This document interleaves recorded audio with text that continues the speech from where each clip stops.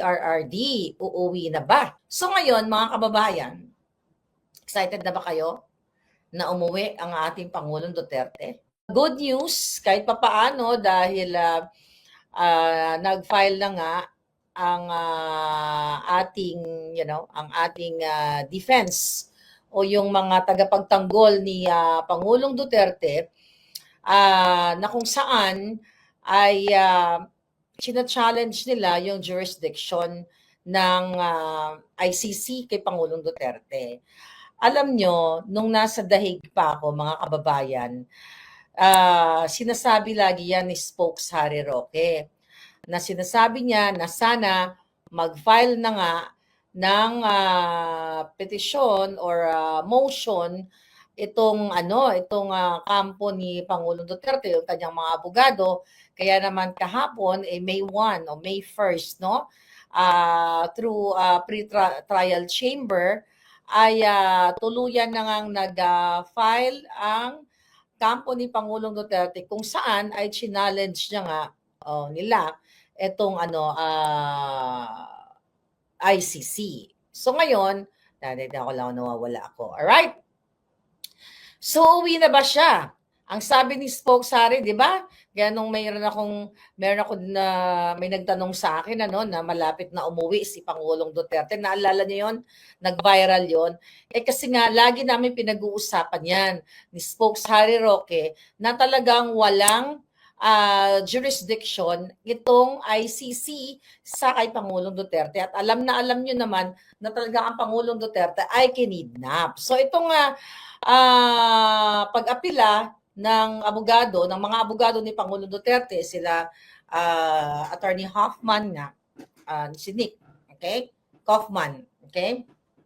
Ngayon, ay sinasabi doon sa na yon, ito pakita natin yung hindi pa nakakita ng mahaba yun unless lang kung masipag kayo magbasa, no?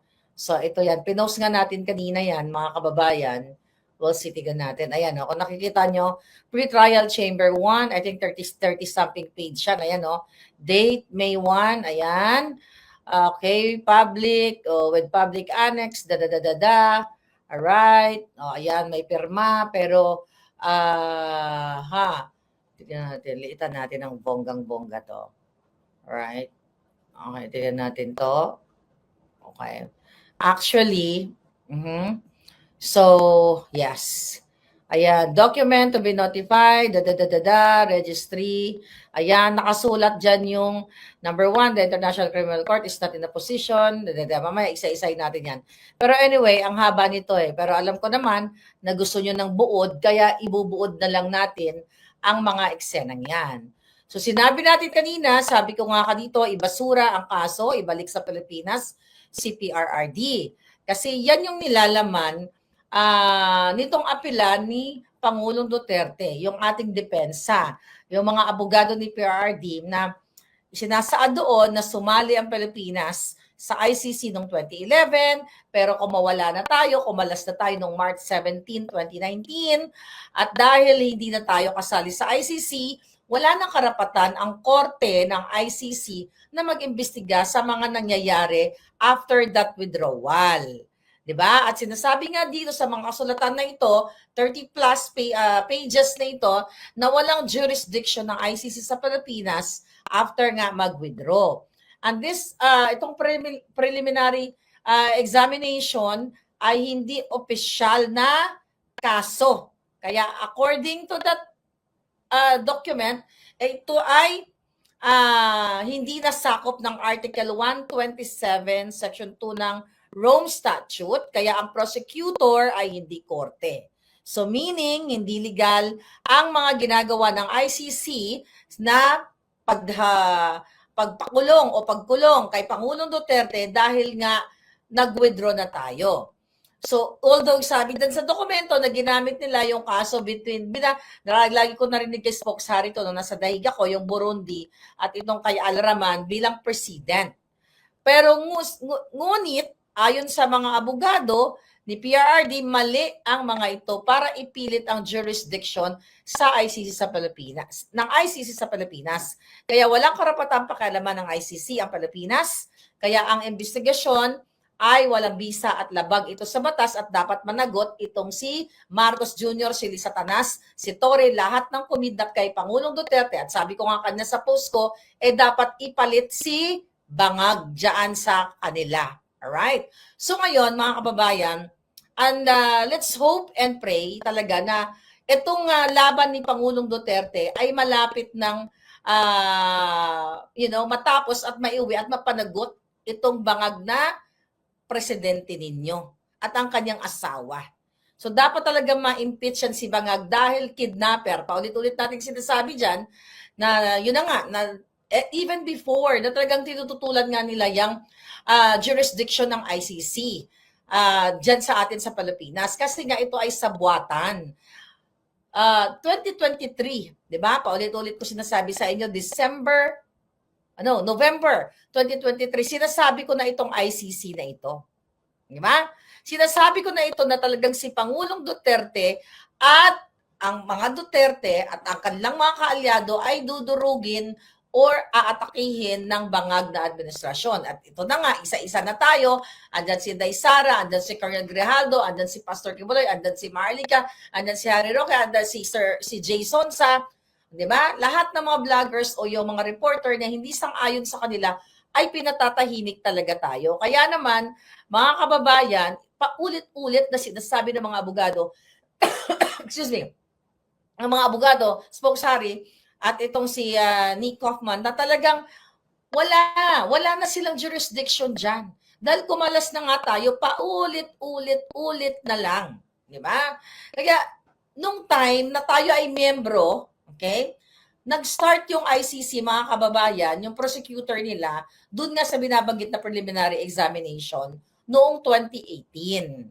Pero nung September 2021, mga kababayan, inapprove ng ICC, 2021 ang formal investigation patungkol nga dito sa binibintang nila kay Pangulong Duterte na war on drugs. Pero sabi ng lawyer at sinabi ni Spokesari ilang beses, na lahat ng mga investigation nila, preliminary investigation, ay wala na pong visa. Wala nang kwenta. Kasi nga hindi na nga member Ang Pilipinas 2021 sila nag-start, di ba, ng investigation. So meaning, mga kababayan, wala nang jurisdiction ng ICC after what? After magkalas, March 17, 2019. Hindi na maaring mag-investigate ang mga yawa. Alright? Kaya lang naman napunta sa Pangulong Duterte dyan ay kinidnap nga ng mga bangag. Kaya maling-mali ang pagkakaintindi ng ICC based on that document na sinabit natin na ang pagkakaintindi na doon sa Article 127 Rome Statute na yon. Kasi wala na nga tayo Kaya dapat makauwi na yung Pangulong Duterte. Dapat pauwiin na, madismiss na yung kasong yan at maibalik na ang Pangulong Duterte. Alright? Dapat maibalik na dahil ang mga prosecutor, sabi nga ng mga abogado ni PRRD ay hindi korte. Okay? Dahil wala na po sila sa jurisdiction. Kaya paulit-ulit, nagsakit-sakit na ang mga, lalamunan natin dito sa kasasat dito, mga kababayan, ito ay malinaw na pangidnap talaga ng sa ating Pangulo. Ngayon, mga kababayan, so ano gagawin natin? Diba? Kaya hinihingi ng ating mga abogado na ito ay ibasura na. Ibasura na itong pre-trial chamber na ito, right? Ano yun? Ay ibasura na dahil zero jurisdiction na ang mga bangag. Diba? Zero jurisdiction na ang ang mga bangag na pinakidnap ng mga bangag na Marcos at zero jurisdiction na itong mga taga-ICC na mga abogado. I hope hindi sila bangag at madedesisyon ito ng tama at mapaboran ang ating Pangulong Duterte para matapos na itong adyutahan ng mga bangag na ito at para ipakita natin sa international, sa buong pangkalahatan na itong ICC na ito ay umabuso sa kanilang kapangyarihan. At talagang maraming pag-aabuso. Nakita nyo naman, di ba? Nakinidnap talaga ang Pangulong Duterte. So ngayon, mga kababayan, excited na ba kayo na umuwi ang ating Pangulong Duterte? Ngayon nakikita nyo, di ba? Lahat ng paninikil, pasisikil, lahat ng mga diversionary na ginagawa sa atin, sa inyo dyan, kaso dito, kaso doon, talagang makikita mo na ang mga bangag na ito, wala silang gagawin, kundi pupunteryahin tayong lahat. Okay? Harap-harapan ang magnanakaw na Marcos na ito. Nakahapon, nag-vlog tayo yung 350 na toneladang ginto na transaksyon nila sa Hong Kong na ngayon ay iniimbestigahan na. Okay? Ng Hong Kong police, okay? Ng Hong Kong government na kung saan, mga kababayan, itong pagnanakaw na ito ng mga bangag, alright? Natin mga ano dito ha. Alright. So ang pagnanakaw ng mga bangag sa pera ng bayan, dun sa mga gold bars na sinasabi natin, na sinasabi in the past, naka-report naman yan sa Australian News, mamaya may papakita tayo sa inyo, di ba? 100 billion US dollars. Ang pinag-uusapan natin dito, mga kababayan, 100 billion. Okay? Na na-discover na mayroong transaction ang mga bangag na ito. Di ba? Ito ay what? Ginagamit nila ang mga transaction sa malalaki transaction sa gold, which is 350 tons, para sa kanilang large-scale money laundering. So pinaliwanag natin yan kahapon, mga kababayan, ang mga issue na yan. Kaya sabi ko nga, dapat managot talaga itong mga bangag na ito sa kanilang pagnanakaw. Kung natatandaan ninyo, bata pa tayo, di ba? Nung time na yung kay pangalan nito, kay Rogelio Rojas. Tika, hanapin ko yung link. Ipapakita ko lang sa inyo sa Australian Australian News, ABC, all right, ABC Australian News. So dito, mga kababayan, binasa ko to bago tayo bago tayo nag-vlog.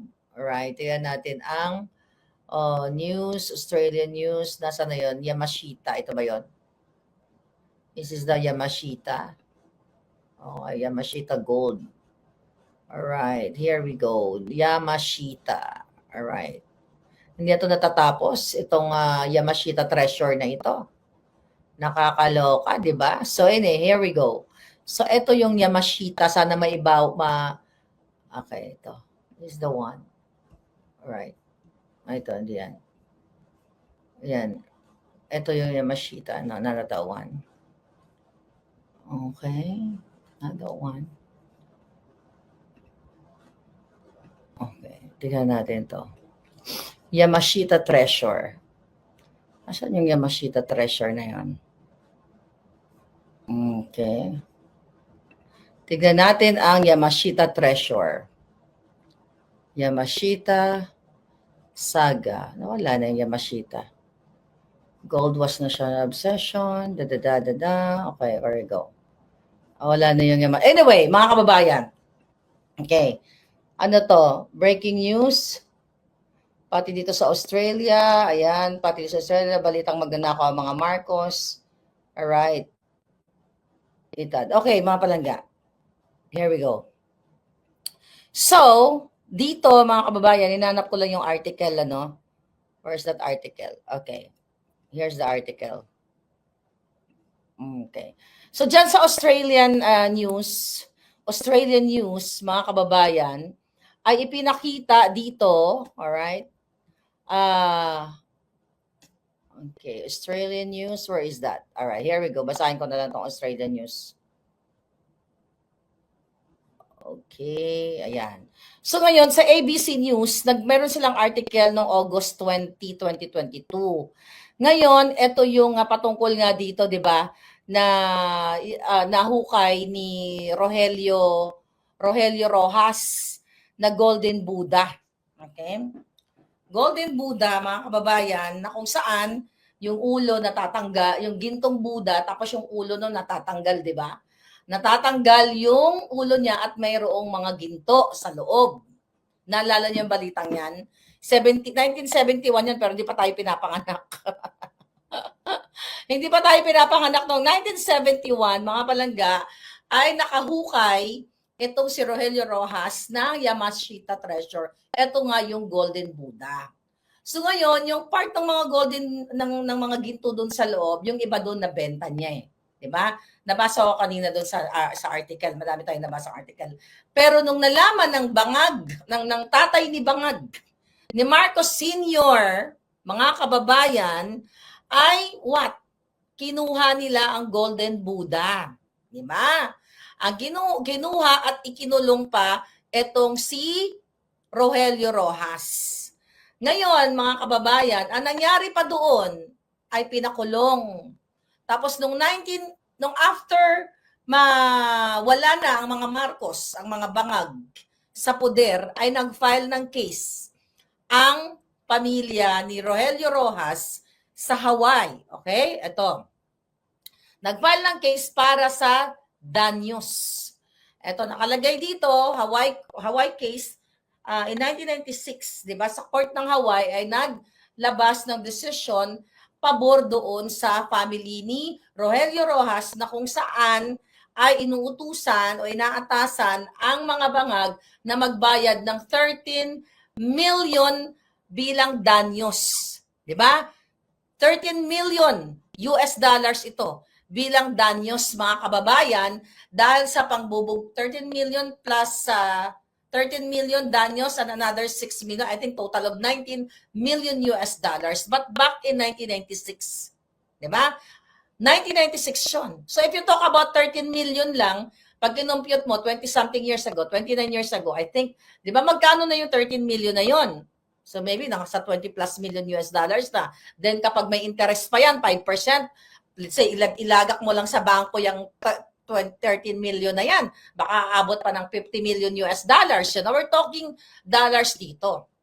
Nakita niyo, di ba, sa mga interview ni Imelda Marcos in the past, na talagang inamin niya na yung kanila daw mga, yung kanilang bahay, di ba, punong-puno ng ginto. Remember that kay Pinky na yan? Winnie Monsod, na mayroong ginto sa ilalim. Kaya nga sabi ni Winnie Monsod o sino yun? Winnie Monsod, I think, di ba? Buti hindi daw bumagsak yung bahay nila. Kaya nga sabi ni Imelda, paano naman babagsak yun? Nasa ilalim, nakalibing. So kaya, di ba, marami noon, nung hindi pa naging presidente si Bangag, may sinasabi tayo na, ako lagi ko sinasabi na sana yung gintong yan, yung mga value ng mga gintong yan, ay ibalik sa taong bayan. Kasi ninakaw yan ng Marcos, ng mga bangag.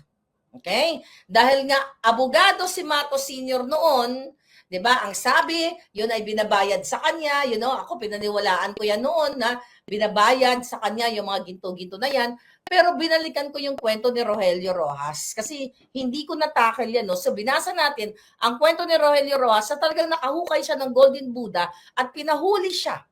Okay? Ng Marcos Sr. Pinahuli, kinuha sa kanya yung Buddha, nakalagay yan sa korte ng Hawaii dito sa Amerika. Mga kababayan, binawi, binugbog. Kaya nga nabigyan siya ng award. Yung pamilya ni Rogelio Rojas kasi namatay na siya, di ba? 1993, I believe, namatay na siya. So ngayon, noong 1996 ay pinagbabayad itong mga bangag na ito. But syempre, ayaw talaga nila magbayad at hanggang ngayon, mga kababayan, yung case na yan is open. Hindi pa rin nagbabayad yung mga bangag at inilalaban yan ng anak ni Rogelio Rojas. May nag-message niya kanina sa akin, nakakilala daw niya si Miss Jenna Rojas, na kung saan ay nandito sa Amerika. So up to this day, talagang inilalaban yan ng pamilya ng mga Rojas para makuha nila yung mga danyos na sa pagbubugbog ng mga military, ng mga tauhan ni Marcos Sr. at yung mismong kinuha nilang kayamanan. Kasi ang Buddha is nasa 1 tonelada ang timbang based dun sa report. Pero tignan mo na, if you compare the 350 tons, di ba? 350 tons dyan sa Hong Kong, di ba? Isang parang tinga lang. You compare 350 tons to 1 ton, right? So ngayon, kaya nasaan ang ginto? Di ba? At yun nga mga kababayan, Anong masasabi niyo sa balitang ito? Maaring ihayag ang inyong opinyon at kuro-kuro sa comment section sa ibaba. Huwag din kalimutang mag-like, mag-subscribe at mag-share sa bidyong ito. Maraming salamat sa panonood.